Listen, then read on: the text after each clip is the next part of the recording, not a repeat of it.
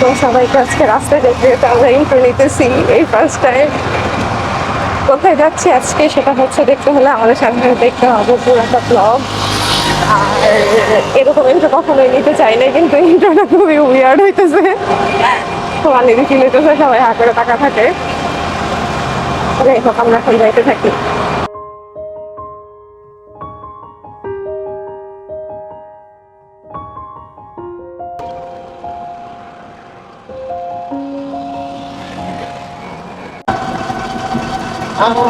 পুরা 2 বছর পর যে জায়গায় যেতেছি ওই জায়গায় যাচ্ছি, ফিলিংটাই অন্যরকম। আজকের ওয়েদারটা অনেক বেশি সুন্দর। জঙ্গল ঝোপঝাড় হয়ে গেছে। 2 বছরে কি এত চেঞ্জ হয়ে যায় সবকিছু? কিন্তু ভালো লাগতেছে, অন্যরকম একটা ফিল পাইতেছি যে ঘুরতে যেতেছি অনেকদিন পর। এভাবে সেজে গুজে পুতুলের মতো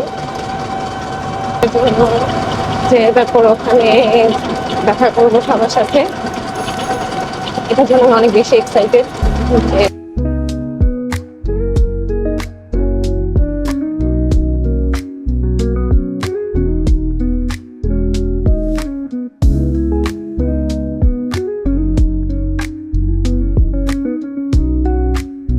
আসলে আমরা আসি হচ্ছে মামার জন্য মেয়ে দেখতে, এই উদ্দেশ্যেই রওনা দেওয়া। তো এখানে এসে দেখতে পারি যে হচ্ছে মেয়েটা আমাদের এতই পছন্দ হয়, আমরা আর কি আজকে কাবিন পড়াতে যাচ্ছিলাম, যেহেতু সবাই সব প্রিপারেশন নিয়েই। তারপর সব আন্টিরা মিলে হচ্ছে শপিংয়ে যায় বউয়ের জন্য যা যা কেনাকাটা করা দরকার তা করতে, কিন্তু আমরা বাচ্চারা সবাই মিলে অনেক বোর্ড হচ্ছিলাম, সেজন্য ভাবলাম এই ফাঁকে একটু ঘুরে আসি নৌকা থেকে। আর আমরা যাচ্ছিলাম হচ্ছে শীতলক্ষা নদীতে নৌকা দিয়ে ঘুরতে, আমার নানু বাসার একদম সাথেই। নানু বাসার লোকেশনটাই হচ্ছে শীতলক্ষার পাশে, আর এই প্লেসটা আমার সব থেকে বেশি ফেভারেট। তোমার বাড়াইছে? হ্যাঁ, কাদা, জুতা স্লিপার না। যাও ওখানে বসো, কারণ এটা এই করলে ধাক্কা লাগবে। বসো বসো। না না, এই করছো নি। হ্যাঁ হ্যাঁ।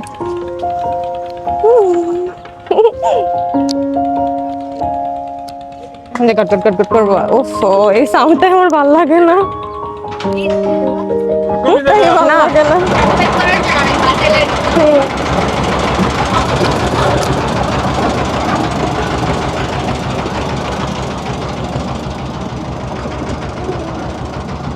ভিউটা কি সুন্দর! আমি কত বছর পর আমার এই শীতলক্ষায় উঠছি, আমার এত ভালো লাগতেছে।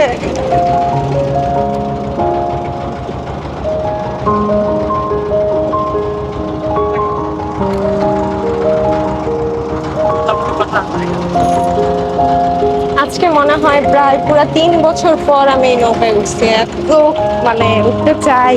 লাস্ট শীতে উঠছিলাম, আবার এই শীতে। লাস্ট শীতে না, তারও আগে 2 বছর আগে মনে হয় শীতে উঠছিলাম।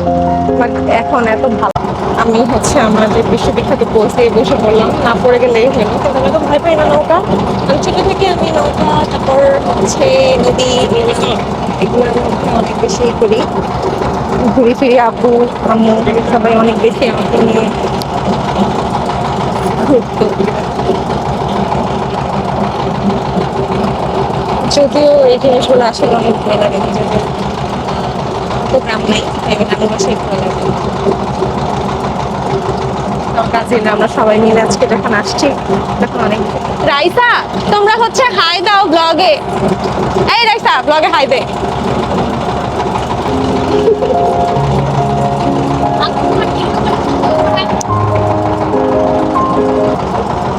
সবাই সিরিয়াল আছে ভিডিও করার জন্য, কিন্তু আমি আসলে কাউকে টাইম দিচ্ছি না, কারণ এটাই করি আমি। তো আমরা হচ্ছে কয়েকজন কাজিনরা মিলে ঘুরতে আসছি, কারণ আমাদের সব মুরব্বীরা একটা কাজ করতে গেছে যদিও, তো সেজন্য আমরা সবাই মিলে কলাপান মিলে ঘুরতে আসছি। আমরা বাচ্চা, চলেন সবার সাথে আপনাদেরকে পরিচয় করাই দিই। বল রাইসা, তোর অনুভূতি কি?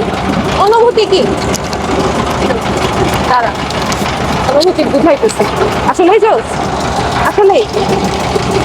তারপর আমরা সব কাজিনরা মিলে পোজ দিয়ে একটু দাঁড়াই যে আমাদের ছবি তোলা হচ্ছে, বাট না, আসলে ভিডিও করতেছিল। তাই আমি একটু দুষ্টুমি করে বলছিলাম যে তোরা একটু ঢং কর, যে আমরা একটু ঢং করি। হ্যাঁ, আমরা হচ্ছে ক্যান্ডিড একটা ভিডিও নিতে চাচ্ছিলাম, কিন্তু আমরা ওভাবে আর কি কোনো ঢং আসতেছিল না যে ঢং করব, আমাদের আর কোনো কথাও আসতেছিল না যে ইচ্ছা করে এরকম কোনো কিছু করব। যাই হোক, তারপর বাসায় চলে আসি। বাসায় এসেই চা শেষে নেয়, যেটা আসলে নিতেই হবে কারণ অনেক বেশি টায়ার্ড ছিলাম।